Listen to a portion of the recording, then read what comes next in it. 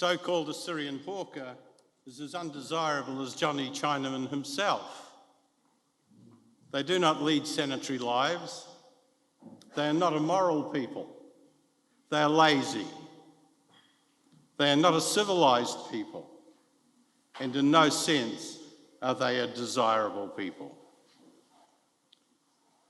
They are the words of William Pember Reeves, a minister in Prime Minister Dick Seddon's government. In 1896, Dick Seddon drove the Undesirable Hawkers Protection Act through Parliament. The law banned hawkers, a term used to denigrate new arrivals, unless they could get 4 references from ratepayers to swear to their honesty. Seddon claimed the bill was needed to stop the Syrian hawkers who had swarmed down from the colonies in large numbers. The Lebanese and Chinese, as well as a number of other ethnicities, lived in Walker Street. It was referred to as the Devil's Half Acre by some. This is how the newspaper of the day, the Otago Witness, described Walker Street in 1894. A steep, ugly street. On either side are dingy, dirty shops and warehouses. Many of them Chinese shops and eating houses. What dirty, wretched, squalid little houses. What rotten old tumble-down shanties bulging onto the street. Slouching men and untidy women stand in the doorways. Who could bear to see children playing in these low dens or dabbling in these garbage-strewn gutters? Many ethnicities cohabitated the Devil's Half Acre, but the Lebanese and Chinese formed close bonds through their common interest of gambling, in particular horse racing and cards. I'm told they used to eagerly scout around the neighbourhood on a Friday night looking for tips for the races on Saturday. And it was always obvious on the Sunday if the so-called tips were no good. The Chinese were singled out for harsh treatment with the imposition of what was known as the poll tax. The poll tax meant every Chinese person entering New Zealand from 1881 had to pay £10, the equivalent of almost $1,800 today. In addition to that, the number allowed to land from each ship arriving in New Zealand was restricted. Only 1 Chinese passenger was allowed for every 10 tonnes of cargo. In 1886, this was changed from 1 passenger for every 200 tonnes of cargo. And the tax was increased from £10 to £100, the equivalent of $20,000 today. All immigrants, apart from the English and the Scots, were forced to deal with prejudice, marginalisation, bigotry, oppression, and many other challenges. But despite the adversity, the minority groups survived. But not every person in New Zealand was prejudiced or bigoted. I've heard so many stories of how my grandfather and other hawkers had friends all over Otago and Southland. Some of their friends even stayed with them when they came to Dunedin, and the kind gesture was reciprocated when he visited them in their homes. They couldn't have succeeded the way they did had the environment been entirely hostile. I'm amazed how my paternal grandfather achieved what he did from such humble beginnings. He described himself in latter years as a builder. He became a successful property developer and owned many properties, which in time would include a farm, a petrol station, numerous rental properties and family properties. I have a very special memory of playing golf with an elderly gentleman 40 years ago. His name was Rutherford Bligh, and he was the manager of the Bank of New Zealand Dunedin branch through the 1940s and 50s. It transpired that he knew my grandfather and told me that he was a man of his word, a very honourable man. Everything I'd heard about my grandfather up until then was from family members. It made me very proud to hear that from someone who did business with him. My ancestors sailed from Port Said in Egypt to Port Chalmers in Dunedin, a distance of 16,000 kilometres, and it took around 3 months. They travelled in steerage class at a cost of £5 for their voyage. For those of you who are unaware, steerage class refers to the lowest possible category of long-distance steamer travel. Conditions on the passage over lacked any of the creature comforts they may have been used to. It consisted of crowded and unsanitary conditions in the bowels of a merchant vessel.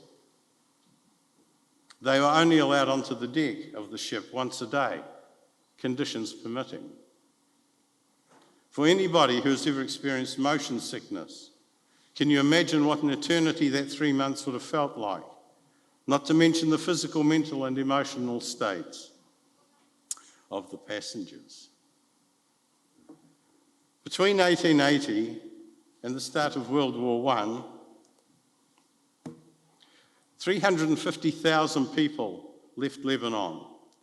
It was from this tiny country that our courageous ancestors set forth into the New World. They travelled to many countries, but what made them choose the little country at the end of the world known as New Zealand? Well, no one knows, but I am eternally grateful for the vision and their courage. In many cases, they bade a farewell to the ones they loved and the only place they knew. Imagine how heart-wrenching it would have been for a mother to say goodbye to her 14-year-old daughter, who was going to be travelling to the other end of the world with her husband, knowing that she may never see her again. She took the gold earrings that she was wearing from her ears and put them in the ears of her daughter as a symbol of her love. Her daughter wore those earrings every day of her life. That woman was my paternal grandmother, Ruby Zmurid Joseph. Her mother's fears were in fact borne out. She never saw her daughter again. They paved the way for future generations. I was fortunate enough to catch the tail end of how life was for the earlier generations, an era where we all lived within a square kilometre of each other. Many of the community were original immigrants from Lebanon. Everybody knew everybody's children. People carried food to each other's houses. We called older people auntie and uncle, an era where we were one.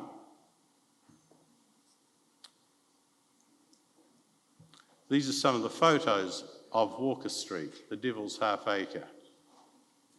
And these are the vans that the hawkers used to go and tout their wares.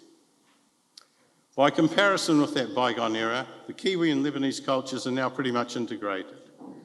Our forebears managed to balance embracing a new culture while at the same time preserving the important parts of their own culture. The focus for the Kiwi culture was for their children to learn the language, get a good education, and be respectful, law-abiding citizens. They preserved their own culture through three central tenets: religion, food, and hospitality. In fact, there is a story of a priest commented to one of our more colourful characters in our community, Ray Farr, endearingly known as Butch, that the Lebanese were such good, God-fearing people. Not only did they come to church to pray, but he noticed that they also prayed at the races. To which Butch replied, "That's right, Father, but at the races we really mean it." Thanks to our parents and grandparents, hard work and sacrifices, many became well educated and were represented in most professions and trades, while others became economically prosperous through business ventures. With the integration of the cultures, the geographical spread that has occurred over the last 30 to 40 years, and the passing of many of our people, our community has become less defined and less structured than it was in years gone by. So we recognise the need to preserve the history. Our people could have come and gone from this city and left no trace. So we decided to leave a footprint through legacy. The jewel in the crown, a 980-kilogram replica of the cedar cone, situated in the Cedars of Lebanon Grove at the Dunedin Botanic Garden.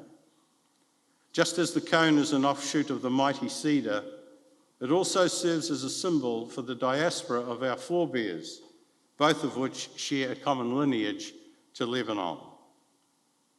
For the current generation, it is a celebration of our Lebanese heritage. For future generations, we wish for it to be a reminder of the pioneers who preceded them. This wonderful feature will serve as a permanent reminder that will span the generations. We have published 2 pictorial history books. The first was called Lebanon's Children and was published in 2004. And the second was called Scattered Cedars, and that was published in 2013. Dr. Matthew Fowry very kindly wrote a synopsis of our community's history for that book. And I understand that you're fortunate enough to have him here today to run a workshop. I spoke to him last night, and he was in Brisbane. I said, but you've got to be in Dunedin tomorrow. He said, I'm going home first to Auckland, and then he's coming to Dunedin. So hopefully he walks through the door sometime.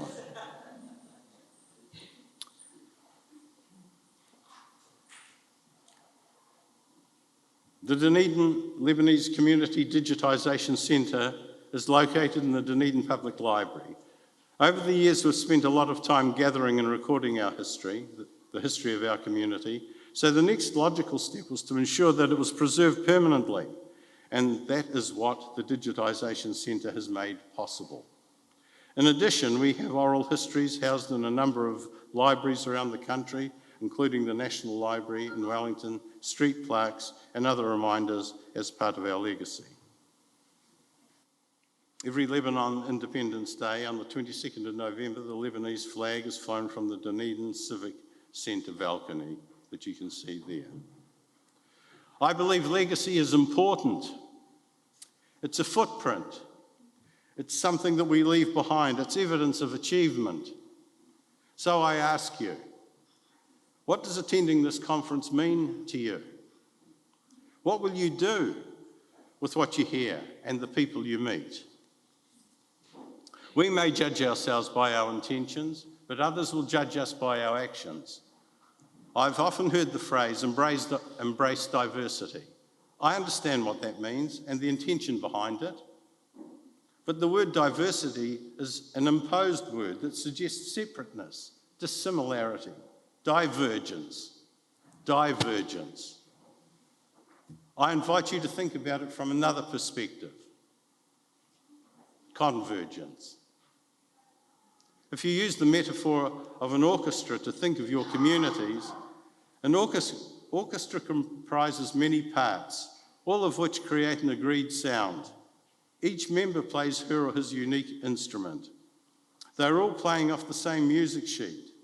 They have to listen out to other members' instruments. Together they play a harmony to create a beautiful sound that no one member could achieve on their own. The orchestra is greater than the sum of its parts, and no one part defines the orchestra, just as no one community defines a country. We are one.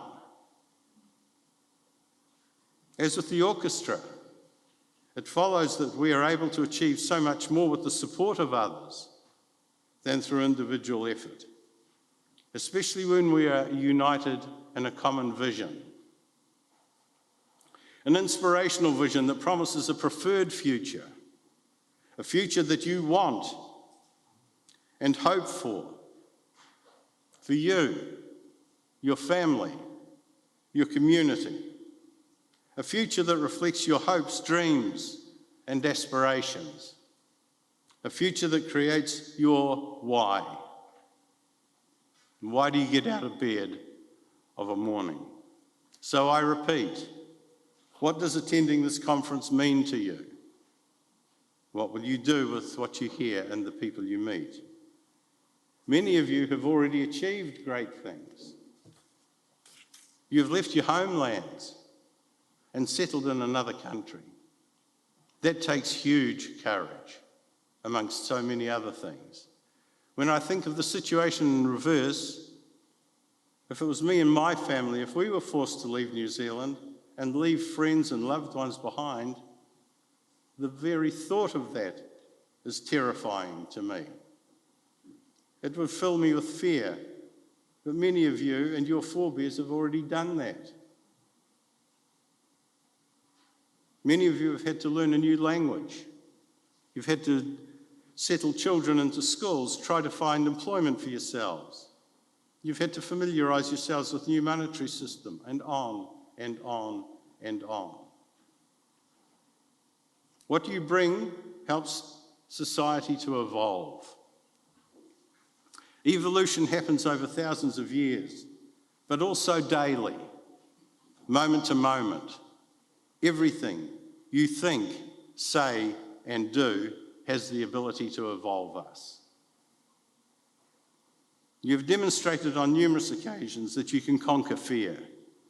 I encourage you to collaborate with each other, support each other, to lead and follow, and to direct your energy into creating the future that you want and deserve. Helen Keller, a woman who had to overcome great adversity in her life, said this: "I am one, but still I am one. I cannot do everything, but still I can do something. And because I cannot do everything, I will not refuse to do something that I can do." Thank you. God bless.